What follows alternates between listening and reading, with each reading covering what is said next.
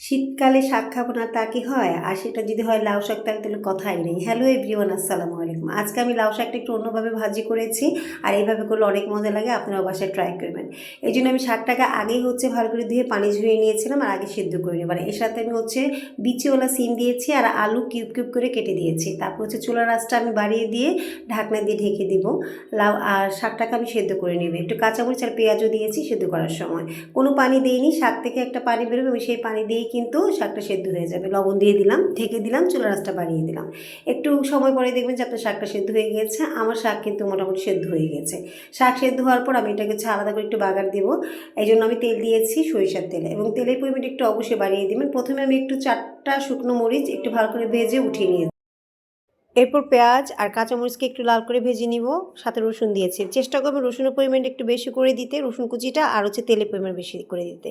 আমার রসুন আর পেঁয়াজ যখন একটু লাল হয়ে গেছে তখন আমি শাকটা দিয়ে একটু ভাজা ভাজা করে ফেলেছি। আর এই যে লাস্টে নামানোর আগে একটু ধনেপাতা দিয়েছি।